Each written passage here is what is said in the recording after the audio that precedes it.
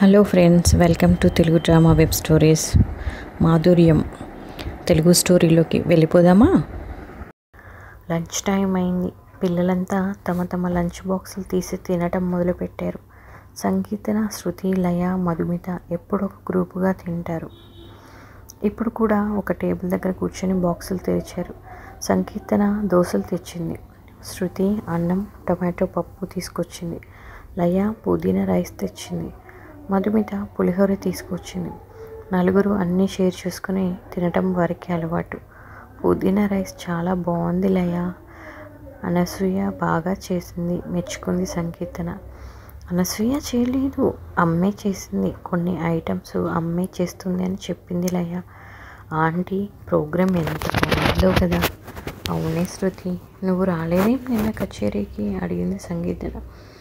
నిన్న సాయంత్రం మా డాడీ లేటుగా వచ్చారు, అందుకని రాలేకపోయాను. అవును మధు, నువ్వు నిన్న స్కూల్కి రాలేదేం అడిగింది లయ. నిన్న నాకు జ్వరం వచ్చింది. అయ్యో అలాగా, ఇప్పుడు ఎలా ఉంది, తగ్గిందా? మరి అప్పుడే స్కూల్కి ఎందుకు వచ్చావు అంది శృతి. మరి నీకు జ్వరం వస్తే నీ దగ్గర ఎవరున్నాడు అడిగింది సంకీర్తన. దగ్గర ఎందుకుంటారే, ఉదయమే ట్యాబ్లెట్లు వేసి పడుకోబెట్టి ఎవరి పనుల్లో వాళ్ళు ఉన్నారు. అలా ఒంటరిగా పడుకోవడం కన్నా స్కూల్కి రావటమే బెటర్ అని కొంచెం తగ్గగానే ఈరోజు ఇలా వచ్చేసాను చెప్పింది మధుమిత. వెంటనే సంకీర్తనకి నాన్న గుర్తుకు వచ్చాడు. లండన్లో తన తల్లిపోయిన కొత్తలో తనకి బెంగ వల్ల బాగా జ్వరం వస్తే అన్ని పనులు మానేసుకుని రాత్రి పగులు తన దగ్గరే ఉండి మందులు వేసేవాడు. లయ కూడా తల్లిని తలుచుకుంది. తన కాలికి అప్పుడప్పుడు నొప్పి వస్తూ ఉంటుంది. అప్పుడు తన కాలిని ఒడిలో పెట్టుకొని పెయిన్ రిలీవర్ రాస్తూ ఎన్నిసార్లు కన్నీరు పెట్టుకుందో. అసలు అమ్మకు తనంటే అంత ప్రేమ ఎందుకు ఉండాలి? లంచ్ అయిన తర్వాత చేతులు కడుక్కుంటూ చెప్పింది లయ. అక్క, మా అమ్మ చాలా మంచిది. అవును లయ, మా నాన్న కూడా చాలా మంచివాడు. అన్నట్టు ఈ మ్యాటర్ మధు దగ్గర అనకు, దానికి బాధ కలుగుతుంది. అలాగే. కాలం గడిచే కొద్దీ సంకీర్తనకు మహిమ దగ్గర, లయకు విద్య దగ్గర చనువు, చేరిక ఎక్కువ అవుతున్నాయి. ప్రతి హాలిడేస్కి ఏదో ఒక టూర్కి పిల్లల్ని తీసుకుని వెళ్తాడు విద్యాసాగర్. ఒక్కోసారి మహిమ కూడా జాయిన్ అవుతుంది. ఒక్కోసారి పని ఉంటే తను డ్రాప్ అవుతుంది. అలా మహిమ లేకుండా విద్యాసాగర్తో, సంకీర్తనతో ఉండిపోవడం లయకి బాగా అలవాటైపోయింది.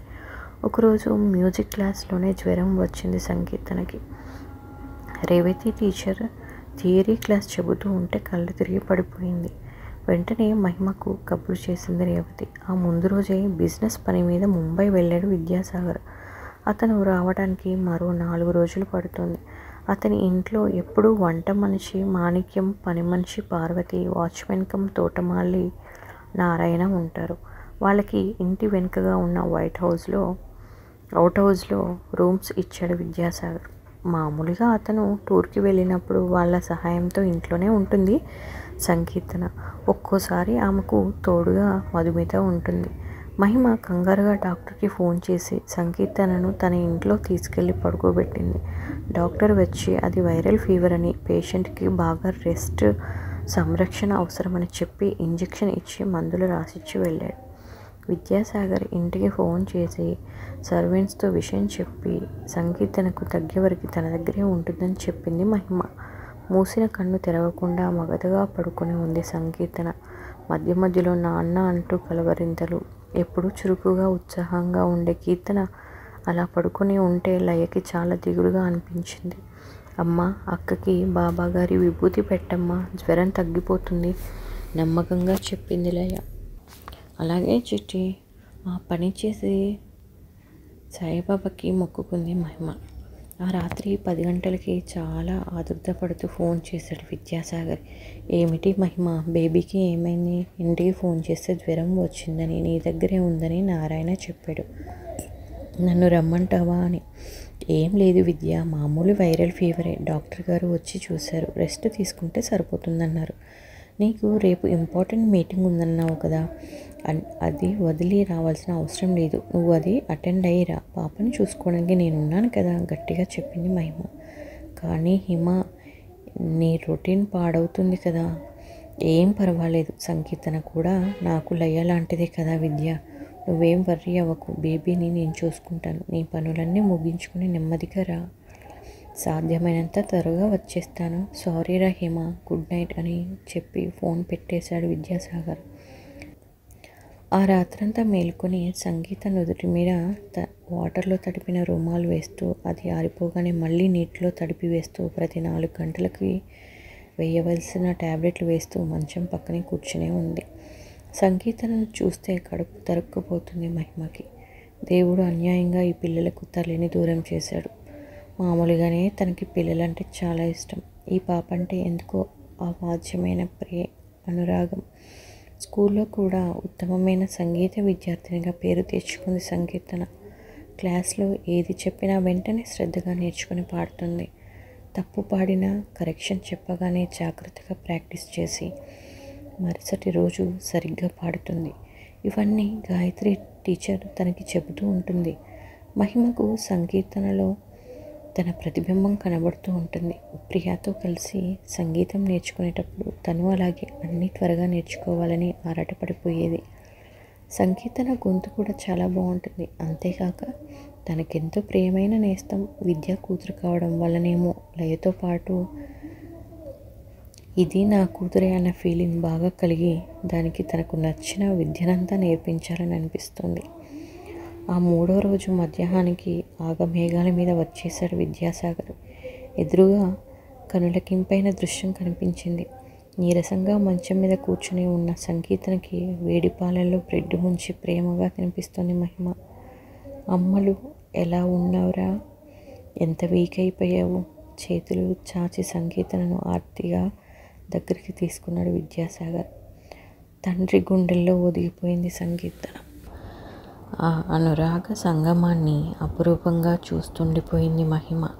ఇలాంటి తండ్రి లయకు ఉండి ఉంటే పిచ్చే ఆలోచన, దానిక అదృష్టం లేదు.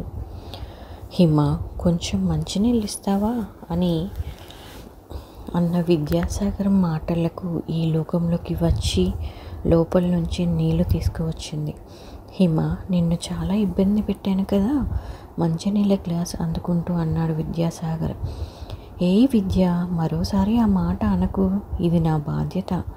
నాన్న, ఆంటీ 2 రోజుల నుంచి నా పక్కనే ఉంది. మొన్న రాత్రంతా నిద్రపోలేదు. హిమ, నిజంగా నీ రుణం ఈ జన్మలో తీర్చుకోలేనురా. థ్యాంక్స్ అంటూ ఆమె భుజం తట్టాడు. అతని కళ్ళ నిండా ప్రేమ, కృతజ్ఞత, అనురాగం పొంగి పొర్లుతున్నాయి. ఇబ్బందిగా తలదించుకుంటూ నీకు కాఫీ తెస్తాను అంటూ వంటింట్లోకి వెళ్ళిపోయింది మహిమ. బేబీ, లయ ఏదిరా కనబడటం లేదు అడిగాడు కాఫీ తాగుతూ. చెల్లయి స్కూల్కి వెళ్ళింది డాడీ. ఓకే మహిమ, బేబీని ఇంటికి తీసుకెళ్తాను. ఏం తొందర వచ్చింది విద్య? అయినా ఇది ఇల్లు కాదా? కొంచెం చిన్నబుచ్చుకున్నట్టు అంది మహిమ. అలా కాదురా, రేపటి నుంచైనా నువ్వు నీ స్కూల్కి వెళ్ళాలి కదా. రేపు ఒక్కరోజు ఇంట్లో ఉంచి ఎల్లుండి నుంచి దీన్ని స్కూల్కి పంపించాలి. నీకు రేపు ఏదో ప్రోగ్రాం కూడా ఉంది కదా అన్నాడు విద్యాసాగర్. అదే, బ్రిలియంట్ స్కూల్లో ఏదో పాటల పోటీకి జడ్జిగా పిలిచారు. మరదే నువ్వు అవన్నీ అటెండ్ అవ్వాలి. నేను వచ్చేసాను కదా, బేబీని తీసుకువెళ్తాను. సరే, నీ ఇష్టం విద్య, కానీ చిట్టి వచ్చే వరకు ఆగి వెళ్ళండి, లేకపోతే అది గోల పెట్టేస్తుంది. అలాగే, చిట్టి వచ్చే వరకు వెయిట్ చేస్తాము. ఇంకో కప్పు కాఫీ ఇవ్వగలవా? నువ్వు ముందు బాత్రూమ్కి వెళ్ళి ఫ్రెష్ అయ్యిరా, టిఫిన్ చేస్తాను. తిన్న తర్వాతే మరో కప్పు కాఫీ.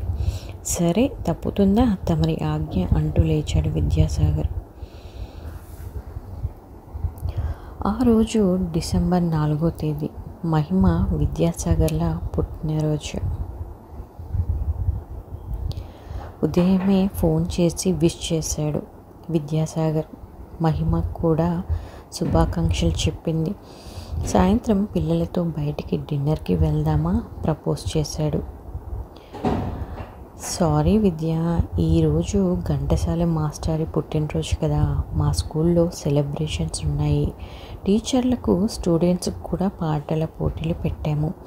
అవన్నీ అయ్యి బహుమతి ప్రధానం కూడా అయ్యేసరికి చాలా లేట్ అవుతుంది అన్నట్టు మన బేబీకి కూడా పాడుతుంది. నువ్వు సాయంత్రం 5 వచ్చేసే అని చెప్పింది మహిమ.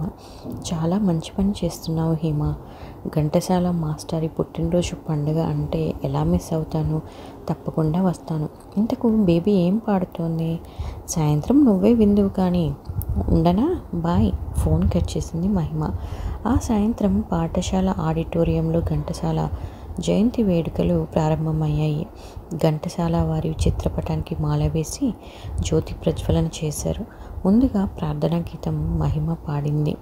వాతాపి గణపతిం భజేహం అంటూ. తర్వాత పోటీలు ప్రారంభమయ్యాయి. ఆయన స్వయంగా పాడిన పాటలు, ఆయన కంపోజ్ చేసిన పాటలు ఏవైనా పాడవచ్చు అని ప్రకటించారు. ముందుగా ఉపాధ్యాయులు పాడారు. రావోయి బంగారి మామ అనే కోనకళ్ళ వెంకటరత్నం గారి పాట పాడారు. వయలిన్ మాస్టర్ రాజశేఖర్ పాడకే నారాణి పాడకే పాట అంటూ మధురంగా పాడింది రేవతి టీచర్.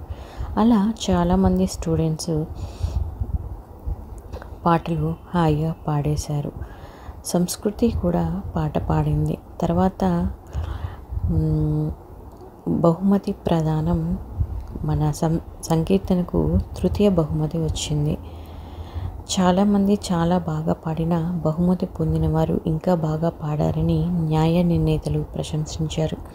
సంకీర్తనకి బహుమతి రావడం విద్యాసాగర్కే కాదు, మహిమకు కూడా ఎంతో సంతోషాన్ని కలిగించింది. ఇక విద్యా పక్కనే కూర్చున్న లయ ఆనందమైతే చెప్పలేని కాదు.